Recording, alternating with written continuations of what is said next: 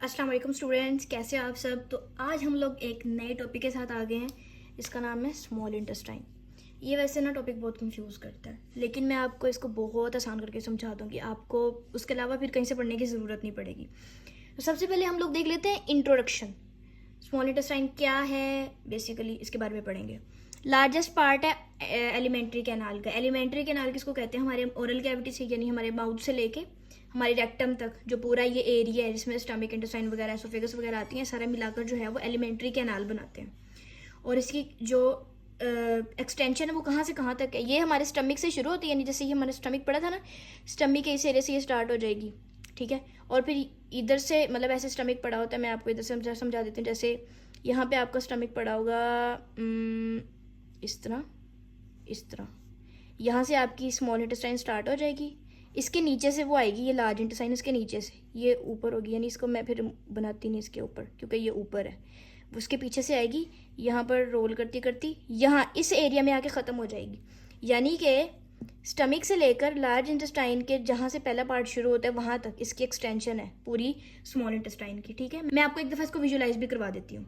अच्छा जी, तो ये देखिए मुझे ये एग्जैक्ट क्लियर डायग्राम मिल गई है। ये वैसे एमबीबीएस की बुक की डायग्राम है। अब इसको आप देखें, ये आपका स्टमक है, ये स्टमक से के बाद से आपका ये ड्यूडेनम स्टार्ट हो रहा है, और ये आपकी लार्ज इंटेस्टाइन है। तो ये स्मॉल इंटेस्टाइन, ये स्टमक से लेकर स्मॉल इंटेस्टाइन तक है। अच्छा, उसके बाद वो कहते हैं कि ये 6 मीटर लॉन्ग होता है। अब 6 मीटर बहुत ज़्यादा है, तो इसका मतलब है कि ये सबसे ज़्यादा लेंथी पार्ट है। इसी वजह से वो कह रहे हैं कि ये लार्जेस्ट पार्ट है, ठीक है। और ये वाइड कितना है, यानी कि लेंथ में ये 6 मीटर है, और वाइड कितना है इसकी, मतलब चौड़ाई कितनी है, तो वो है 2 to 3 सेंटीमीटर ये वाइड होता है, ठीक है। अब इसका काम क्या होता है? Digestion of all kind of food. Protein को भी करेगा, फैट्स को भी करेगा, कार्ब्स को भी करेगा। यानी कि माउथ में हमने पढ़ा था कि थोड़ी थोड़ी कार्ब्स की डाइजेशन हो रही थी, कार्बोहाइड्रेट्स की डाइजेशन हो रही थी। फिर हमने स्टमक पढ़ा, स्टमक में हमने मेनली प्रोटीन्स की डाइजेशन के बारे में पढ़ा। लेकिन इंटेस्टाइन में कार्ब्स भी हो रहे हैं, प्रोटीन्स भी हो रही हैं, और फैट्स भी हो रहे हैं। यानी कि जो एक फैटी एसिड्स रह गए थे वो अब हमारे स्मॉल इंटेस्टाइन में जाके डाइजेस्ट होंगे। अच्छा जी, तो अब हम पढ़ेंगे ड्यूडिनम के बारे में। ड्यूडिनम जो है वो इंटेस्टाइन का, स्मॉल इंटेस्टाइन का फर्स्ट पार्ट है, ठीक है। 3 पार्ट्स हैं, ड्यूडिनम, जेजुनम और इलियम। फिलहाल हम ड्यूडिनम के बारे में पढ़ने लगे हैं। तो ड्यूडिनम जो है ना, आपकी बुक में फिलहाल ये बात नहीं लिखी हुई, लेकिन मैं आपको नॉलेज के लिए बता रही हूँ कि इसके भी 4 पार्ट्स होते हैं, ठीक है। ये मैंने यहाँ पर आपके सामने स्टमक बनाया हुआ है। स्टमक से आपको पता है फौरन से स्मॉल इंटेस्टाइन स्टार्ट हो जाती है। तो स्टमक से जब स्मॉल इंटेस्टाइन स्टार्ट होती है तो ये उसका ड्यूडेनम का फर्स्ट पार्ट है। इसको हम कहते हैं सेकंड पार्ट, जिसका नाम है डिसेंडिंग पार्ट। उसके बाद आ जाता है ट्रांसवर्स पार्ट, ठीक है। ये ट्रांसवर्स होता है क्योंकि इसको ट्रांसवर्स कह देते हैं। और उसके बाद एक ये असेंडिंग पार्ट है, ठीक है। तो ये 4 पार्ट्स हैं, और फिर आगे ये जो है वो जेजुनम स्टार्ट हो जाता है, यानी कि नेक्स्ट पार्ट। और एक और ये भी बात कि इस ड्यूडेनम के इन चारों पार्ट्स के दरमियान में यहाँ पर पीछे ना ये पेंक्रियाज पड़ा हुआ है, ठीक है। ये दरमियान में पेंक्रियाज पड़ा हुआ है। पेंक्रियाज आपको पता क्या होता है, मैं आपको एक दफ़ा दिखा भी देती हूँ। अच्छा जी, अब आप ड्यूडेनम के पार्ट्स को देखें। ये आपका जो स्टमक है, ये स्टमक से ये ड्यूडेनम वाला एरिया, फिर ये आगे जेजुनम स्टार्ट हो गया, ये जेजुनम है। तो इतना एरिया, ये ऊपर से ये पहला पार्ट, फिर ये डिसेंडिंग पार्ट, फिर ये ट्रांसवर्स पार्ट, फिर ये असेंडिंग पार्ट, और फिर असेंडिंग पार्ट पे जाके ये खत्म हो जाता है ड्यूडेनम। उसके बाद आगे जेजुनम स्टार्ट हो जाता है, और फिर उसके बाद आगे इलियम स्टार्ट हो जाता है। अच्छा जी, अब ये जो ड्यूडेनम है ये 20 to 25 सेंटीमीटर लंबा होता है, यानी कि ज़्यादा कोई लेंथ नहीं है इसकी, बाकी पार्ट्स के बनस्बत ये छोटा होता है। अच्छा, ग्लैंड्स। अब एक ये इंपॉर्टेंट बात है कि इसके अंदर ना ग्लैंड्स होते हैं।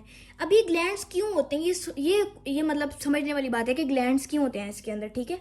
जो ड्यूडेनम होता है ना, आपको पता है ड्यूडेनम में स्टमक से फूड आता है, ठीक है। स्टमक से फौरी बाद जो फूड आता है वो ड्यूडेनम के अंदर आता है, फौरी बाद ड्यूडेनम के अंदर आता है।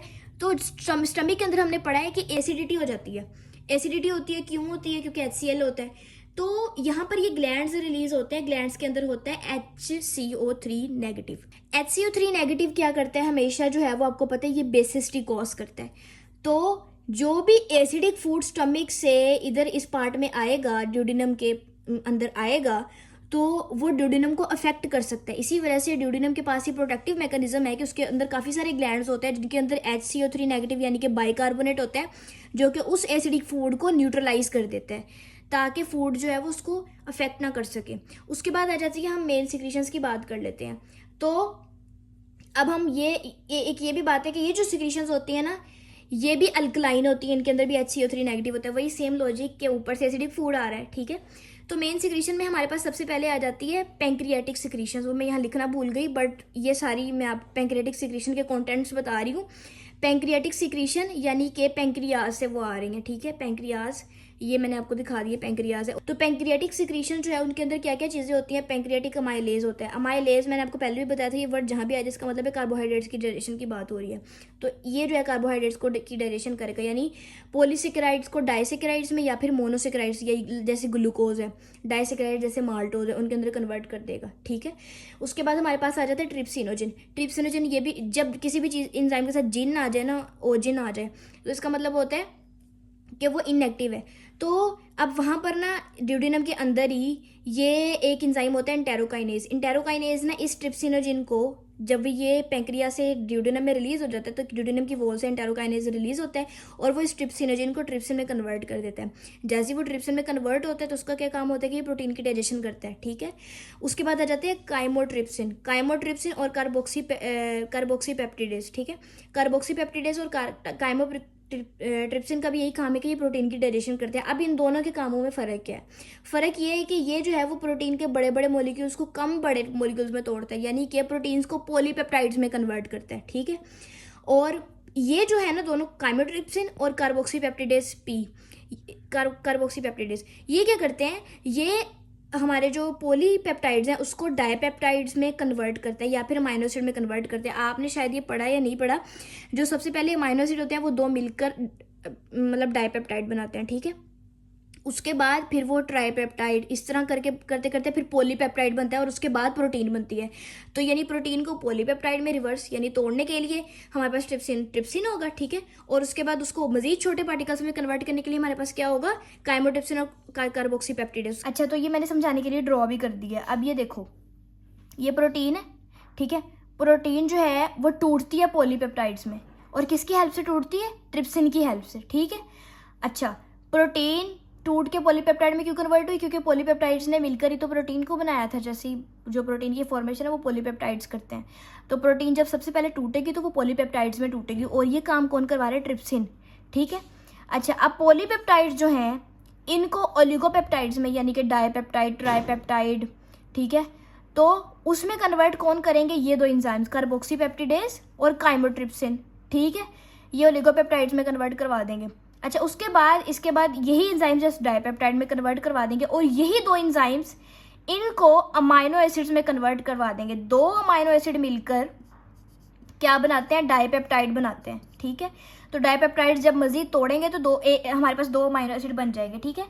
तो ये जो कन्वर्जन है ये भी कौन करवाते हैं, कार्बोक्सीपेप्टिडेज और काइमोट्रिप्सिन करवाते हैं, ठीक है। तो ये पूरा प्रोसीजर था। उसके बाद आ जाते हैं पैंक्रियाटिक लाइपेज। पैंक्रियाटिक लाइपेज आ गया, एज आ गया, यानी तोड़ने वाला, लिपिड्स को यानी फैट्स को तोड़ता है। अब फैट्स में दो चीज़ें होती हैं, आपको पता है फैट जो है वो फैट हम जैसे मतलब कोई भी हम फैट पढ़ते हैं तो उसके अंदर एक फैटी एसिड होता है और अल्कोहल होती है, जैसे ग्लिसरॉल हो गया, ठीक है। तो फैटी एसिड और अल्कोहल को मतलब से मिलकर फैट्स बनाते हैं, तो फैट्स को फैटी एसिड और अल्कोहल में तोड़ देता है पैंक्रियाटिक लाइपेज, ठीक है। और होता है पैंक्रियाटिक न्यूक्लियस, ये डीएनए वगैरह को जो है वो ब्रेक डाउन करता है, ठीक है। तो ये थी सारी आपकी पैंक्रियाटिक सिक्रीशंस, ठीक है। अब हम नेक्स्ट बात करेंगे बाइल, जो कि है लीवर की सिक्रीशन। अच्छा जी, तो अब हम करने लगे हैं सेकेंड सिक्रीशन, बाइल, ठीक है। पहली सिक्रीशन कौन सी थी, पैंक्रियाटिक जूस था। सेकेंड सिक्रीशन कौन सी है, बाइल है, ठीक है। अच्छा जी, सबसे पहले तो बाइल आती है कहाँ से है, लीवर के अंदर से आती है, जो कि जाके फिर ड्यूडेनम में गिरती है। तो लीवर इसका सोर्स है। लेकिन क्या ये डायरेक्टली गिर जाती है, नहीं, ऐसा नहीं है। लीवर से ये जाती है, स्टोर होती है गॉल ब्लैडर के अंदर। गॉल ब्लैडर हमारा पित्ता, ठीक है। लीवर से ही गॉल ब्लैडर में जाती है और वहाँ पे स्टोर हो जाती है। अब जैसे ही फूड आएगा, टाइम आएगा, तो गॉल ब्लैडर कॉन्ट्रैक्ट करेगा। वो एंजाइम होता है कोलेसिस्टोकाइनिन, एक एंजाइम होता है, उसकी हेल्प से गॉल ब्लैडर कॉन्ट्रैक्ट करेगा और क्या करेगा, बाइल को रिलीज कर देगा, ठीक है। अच्छा, अब जब बाइल रिलीज हो गई, ड्यूडेनम के अंदर आ गई, तो उसके अंदर ऐसा क्या है और उसका क्या रोल है बेसिकली। तो सबसे पहले हम ये बात करते हैं कि जो बाइल होती है ना, बाइल के अंदर होते हैं बाइल सॉल्ट्स, ठीक है।